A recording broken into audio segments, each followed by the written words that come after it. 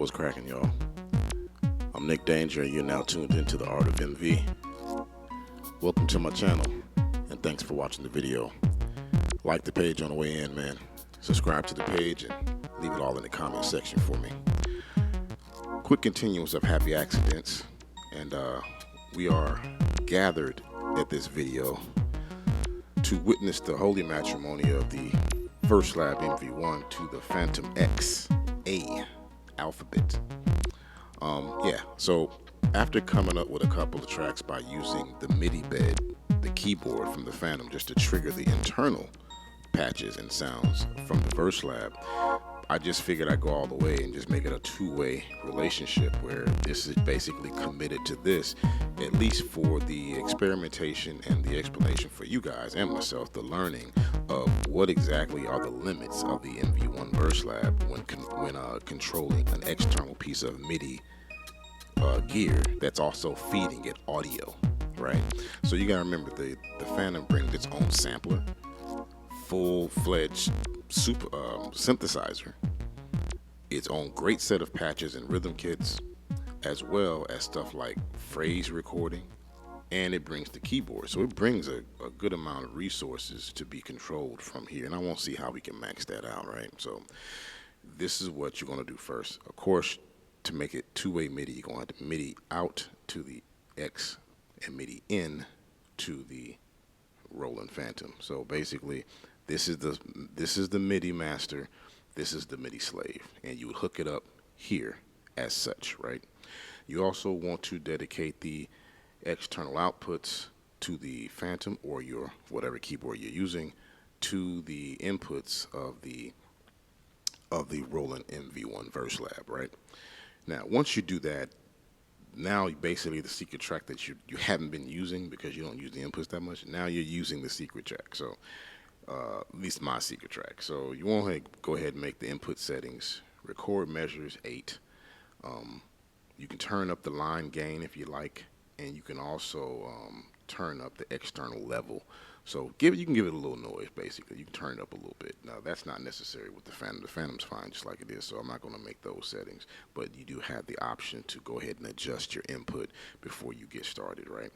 So first thing you want to do after adjusting your input to make sure everything is going to come through here safe and sound, literally, hit the track that you want to make the MIDI on, or make the first MIDI connection on, and hit shift and that track to get to the track settings. The first setting that you want to deal with is the first setting it lands on, track level. You want to turn it all the way down. So whatever track, whether sound or drum kit is on that track, you won't get the volume. So you turn that track level all the way down, then move all the way to the track past the EQ, past the comp till you get to the track MIDI settings. You get to the track MIDI settings, turn the TX MIDI out on, the TX USB MIDI off, TX note on, and I didn't turn the TXCC or PC on, but if you know more, that's not necessary for basic use. So as I get further along in my progress, I'll inform you guys what that means. It's some more deeper MIDI signals, I'm pretty sure. But I'm pretty sure that this is mapped out to react like sounds in here. We'll get to that later. But those are the settings you want to go ahead and put on guaranteed. Remember that. The TX MIDI note on, the USB MIDI off, and the TX MIDI out on. And then you can go ahead and hit the value knob until the cursor's on the left, and then hit exit. The next thing you want to do, because now it's only a one-way relationship, the keyboard here is controlling the sounds of your Verselab.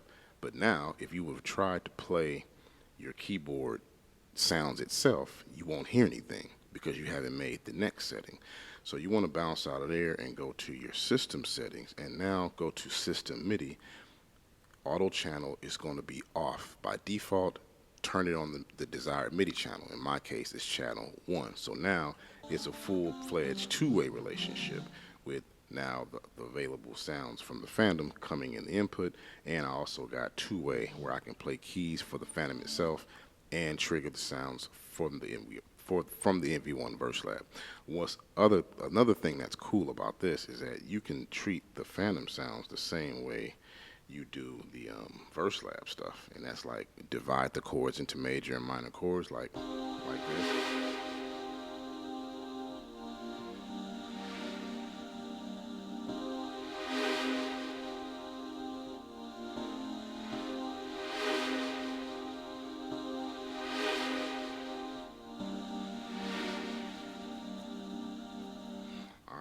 And now you're set up, right?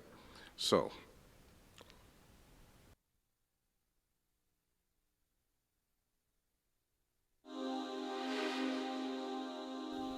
now, because the MIDI data is there, this is now the clip instead of the drum kick or any sound that's coming on internal. The clip is the phantom patch now. So everything is locked in. If I want to lock it into a tempo, I could, right?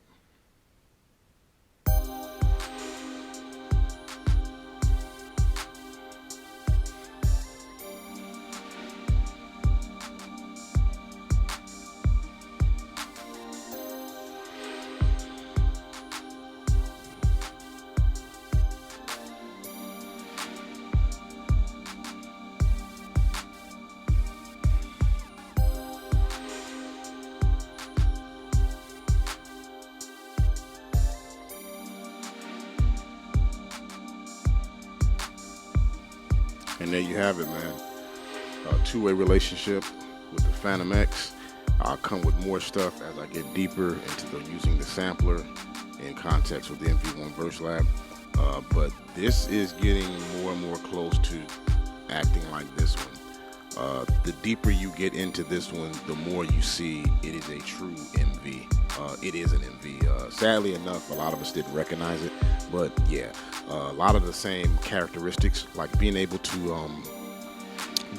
make on-the-fly adjustments while the sequencer is still moving. You can still do that here. You can erase in real time by the step recorder, as long as the recorder is running and you got it set up to overdub or to replace or whatever you want to do it, you can do it on here while the sequence is running. So yeah, man, more of an MV than I expected, man. And until next time, man, I'm out. I hope I was able to help somebody. If you need to rewind that, if I need to do a better explaining it to you, just let me know in the comment section, man. But anyway, peace. Have a good weekend.